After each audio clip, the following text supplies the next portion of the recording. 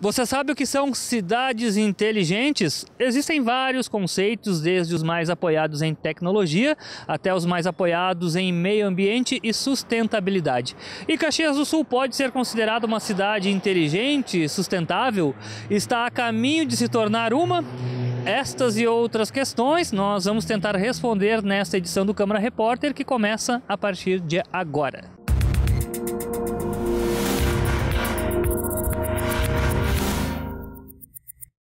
As cidades inteligentes são aquelas que utilizam a tecnologia para promover o bem-estar dos moradores, o crescimento econômico e, ao mesmo tempo, melhorar a sustentabilidade.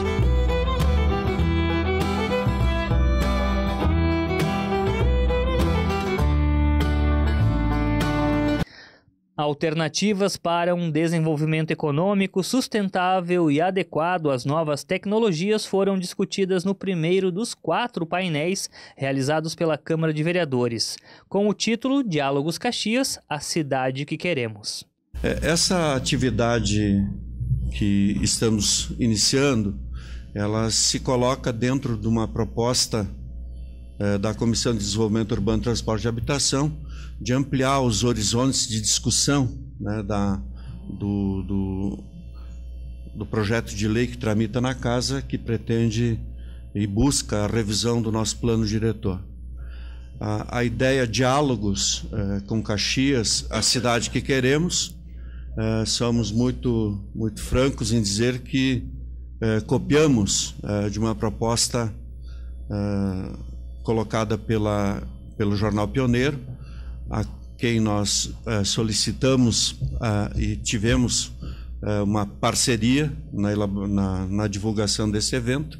Então, desde já agradeço a direção do Jornal Pioneiro, sua editoria, do acompanhamento que está também nos dando. Os temas que buscamos desenvolver, nós tentamos trabalhar em cima de uma questão mais ampla, né, vinculada ao plano diretor.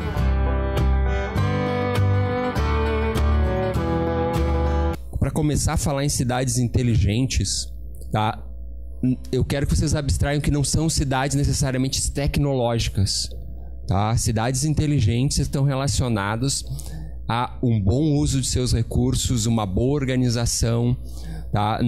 Tecnologia vai estar presente para agilizar as coisas, mas ele é um dos fatores, tá? Então não entendam que eu tenho que ter uma cidade com tudo eletrônico, tudo... Não. É um caminho, vai aparecer isso, mas é mais do que isso. Do que o Charlie apresentou também, que é uma questão de debate sobre o conceito de cidades inteligentes. Eu trouxe aqui 2 imagens para dizer o que eu não considero um tema de cidades inteligentes para este momento onde se debate o plano diretor, né? Que é um livro do autor Manuel Castells e do Peter Hall, que ele vai falar sobre as tecnópolis do mundo, tá? Del mundo aí, tá? E uma visão totalmente futurística de cidade. Então, quando a gente fala cidades inteligentes aqui, ninguém quer pegar e trazer uma ideia e tem que criar um ambiente totalmente futurístico, alguma coisa nesse sentido. E as tecnópolis seria relacionado àqueles debates sobre aqueles locais que surgem para desenvolver tecnologia. Então as tecnópolis, ela tem tudo a ver com a internet das coisas, mas não é o tema central quando a gente discute cidades inteligentes. É de extrema importância que a gente olhe para essa questão das cidades inteligentes como uma base para a gente pensar o futuro. Porque se a gente ficar pensando no modelo que a gente já tinha instituído, a gente vai ter uma cidade que é igual a que a gente está. E a gente sabe que a gente precisa dar o próximo passo, que é conseguir ter uma cidade que o cidadão esteja mais conectado com o governo, que as pessoas realmente possam exercer essa função na sua cidade, né?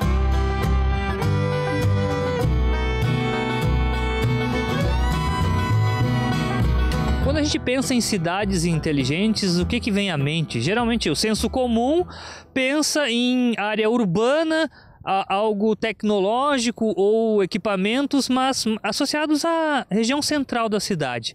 Mas nós temos um exemplo aqui diferente. A Karen Basso, que é arquiteta e urbanista, vai nos explicar e o porquê a gente resolveu começar pela Lagoa do Risso, digamos assim, na área mais periférica da cidade. Por que a Lagoa do Risso, Karen, está inserida nesse contexto de cidades inteligentes e por que a gente começa por aqui? Certo. Primeiramente, obrigada pelo convite.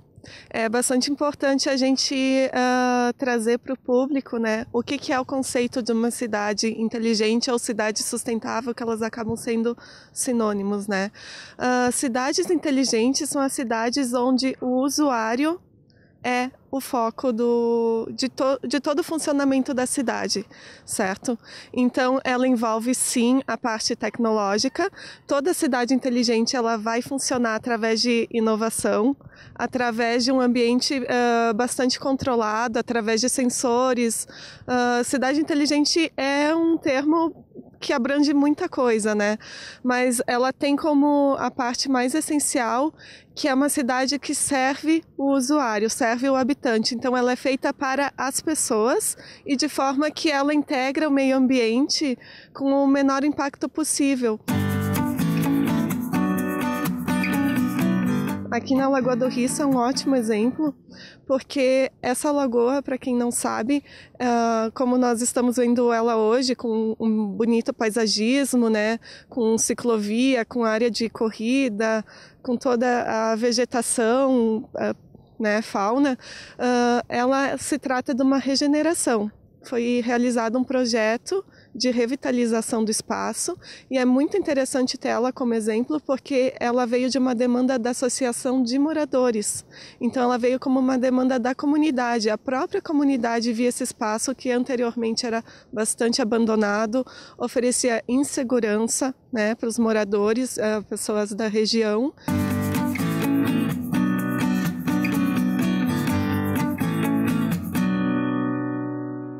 Caxias do Sul não está no ranking das cidades mais inteligentes e sustentáveis do Brasil, mas nós temos alguns exemplos aqui na cidade de itens, de equipamentos que mostram o que uma cidade inteligente pode oferecer. Um exemplo disso é esta parada verde, localizada aqui no bairro Esplanada, a primeira parada verde de Caxias do Sul. Por que essa parada verde, Karen, configura um exemplo de algo que uma cidade inteligente pode oferecer? Um dos pontos principais das cidades inteligentes é a questão da mobilidade urbana, né? Então, quanto mais compartilhamentos tiverem todos os níveis de serviços, mais inteligente a cidade é. Então, nada mais compartilhado do que a questão do transporte público.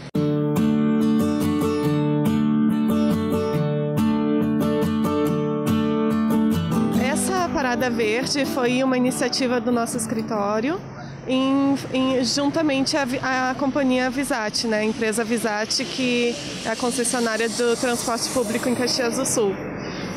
Qual que foi o nosso objetivo? É mostrar como o transporte público é verde, né? Então, trazer também de forma mais acessível a sustentabilidade no dia a dia, no cotidiano das pessoas. Então, o que nós fizemos aqui?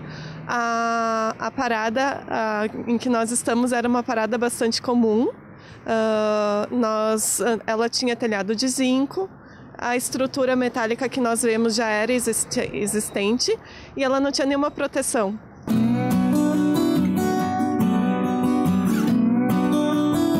Fizemos todos os fechamentos de fundos e laterais com vidros temperados, ou seja, são vidros resistentes. Se acontecer de quebrar, ele esmigalha, ele não provoca perigo às pessoas, né?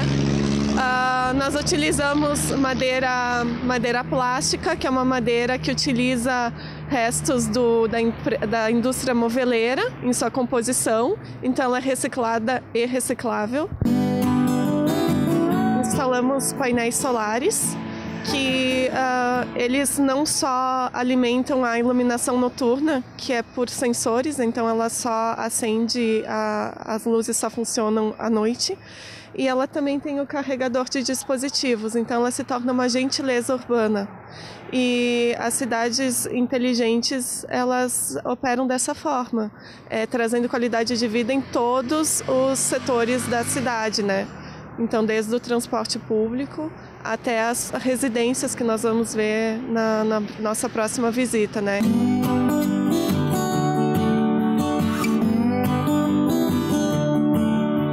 Para ilustrar o programa de hoje, mais um exemplo agora de uma casa que está localizada em um condomínio que agrega essa questão da sustentabilidade e também o conceito de cidades inteligentes. Quem vai nos explicar melhor de que forma isso é aplicado na prática é o Rafael, que é o arquiteto responsável por esse condomínio, que está localizado aqui no bairro Interlagos. Tanto a casa, Rafael, quanto o condomínio, eles têm esse conceito de cidade sustentável, inteligente, que a gente pode usar como exemplo, mas explica para nós como é que isso funciona na prática. Bom dia, né? Então, o condomínio Le Parc, ele é um condomínio que desde o começo foi pensado para que ele fizesse parte da cidade, não simplesmente tivesse o endereço dele na cidade.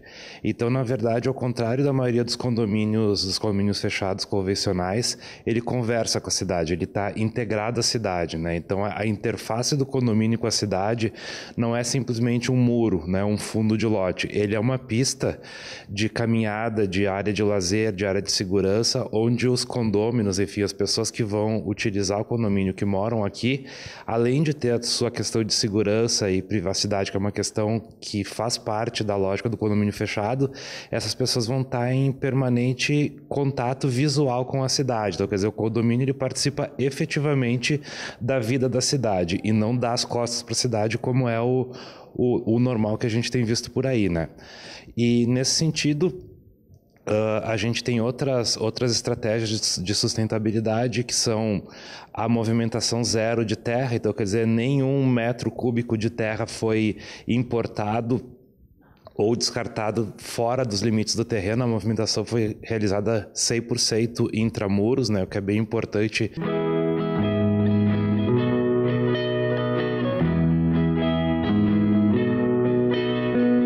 A gente tem também a questão da reutilização de água de chuva, né? Então, 100% da água coletada nas coberturas, que são coberturas vegetais, elas vão para uma estação de tratamento de um primeiro tratamento de filtragem, voltam para um reservatório. Então, toda a água de vasos sanitários e de irrigação das casas vem da água de chuva.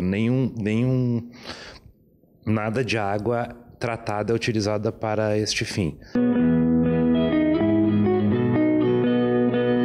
Além disso, ele é um condomínio que vai receber uma quantidade absurda de vegetação, tanto nativa quanto exótica, né? Foi pensado em tipos de vegetação com frutíferas para atrair passarinhos, outras nativas para repor o que foi retirado. Além disso, foi reposto numa outra área fora daqui. Então, quer dizer, toda a questão de sustentabilidade foi pensada de forma ampla como um todo na hora de pensar no condomínio.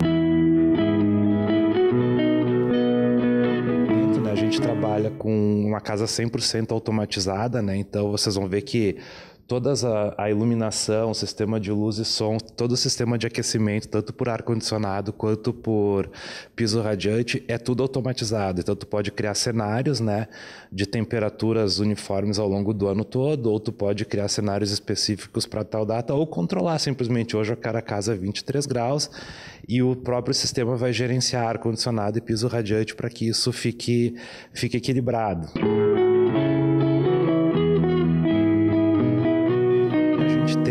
A gente vai ter, não está instalado ainda, mas é microgeração fotovoltaica para a iluminação do condomínio. Então, a iluminação do condomínio vai ser gerada no próprio condomínio. Também é uma questão importante. Então, na casa, além dessas questões que eu falei, a gente tem a questão dos vasos sanitários, né, que faz parte da estratégia do condomínio, mas que utilizam a água de reuso. As coberturas vegetais, que além de dar esse caráter de verde para o condomínio como um todo, quando ele estiver consolidado, também serve para que tenha uma inércia térmica maior. Quer dizer, eu tenho uma camada de vegetação em cima da laje. Isso permite que eu perca menos calor pela laje.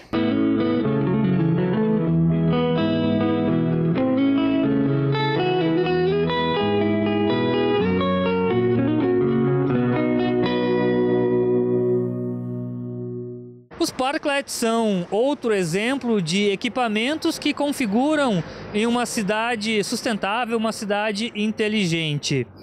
E nós vamos mostrar um pouquinho de como está sendo aqui em Caxias do Sul a utilização desses equipamentos. Esse aqui existe desde 2017. O cidadão caxiense está sabendo utilizar? Como é que será a relação do caxiense com o parklet? O parklet surgiu nos Estados Unidos, na cidade de São Francisco, em 2005, como uma discussão sobre o uso do solo no espaço público na questão pedestre e veículo. Então veio primeiramente como um manifesto, né, um debate, onde se ocupou vagas de estacionamento como áreas de lazer e de permanência do pedestre.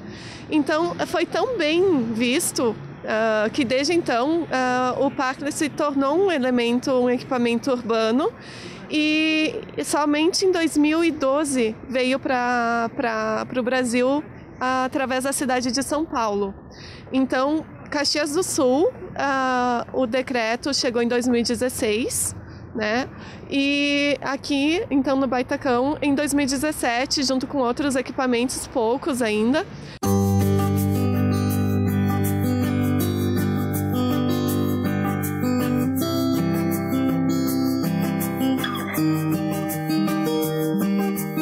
Em Nova York, então, foi feito um estudo de que nos locais onde eles foram implementados, aumentou em 14% o consumo. Aí agora... Agora eu vou confirmar isso com a Anica, que é proprietária de um estabelecimento aqui perto em frente a esse parklet. Como é que é a utilização pelos caxienses? O pessoal costuma vir aqui, claro, hoje está muito frio, a gente não viu ninguém sentado aproveitando o espaço, mas o pessoal reclamava muito no começo que tirava a vaga de estacionamento, mas aprendeu a utilizar e aumentou o número de clientes para o estabelecimento?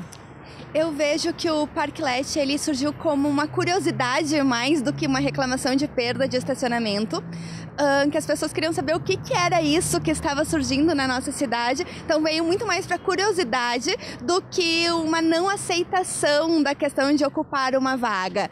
Eu acho que ele veio ser muito útil para nós por a questão de, primeiro, de destaque na cidade, por estar numa via de fluxo, de chamar a atenção para o estabelecimento, e também a questão de que, como você disse, sai do restaurante, às vezes tu tem um tempinho a mais, tu quer ficar conversando com os amigos, tu não quer ir direto pro trabalho, tu tem um espaço ao ar livre, às vezes pegar um sol ou curtir um pouquinho o ar livre, né, antes de voltar ao trabalho, ou à noite também, tá uma noite agradável, vamos ficar aqui fora até chegar toda a turma pra gente entrar para fazer a refeição, por exemplo.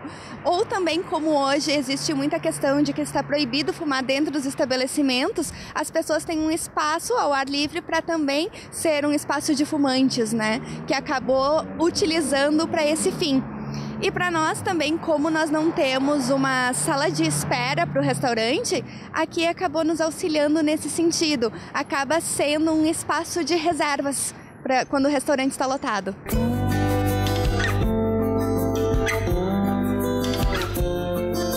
O investimento todo do parklet foi nosso. Nós optamos por fazer toda a burocracia na prefeitura também para ter autorização para colocar o parklet e o investimento financeiro. No entanto, é um espaço público que não precisa ser cliente para utilizar. E todas as pessoas são muito bem-vindas aqui e nós não temos problema nenhum com isso. Inclusive, tem uma plaquinha informando que qualquer um pode utilizar e são sempre muito bem-vindos. E março é muito importante, até se faz debates, existem encontros que é Smart Cities, né, que se diz que o poder público tem que estar preparado para uma cidade inteligente, e parte disso é a facilitação dessas iniciativas público-privadas. No Brasil nós estamos ainda com uma legislação que os municípios não sabem ainda lidar com essa nova alternativa, né, de tornar a cidade mais inteligente através dessas parcerias. Então, para funcionar uma cidade inteligente tem que ter a articulação do público, né, do setor público, da gestão, com a comunidade. Tem que ter uma comunicação, e é assim que a cidade funciona.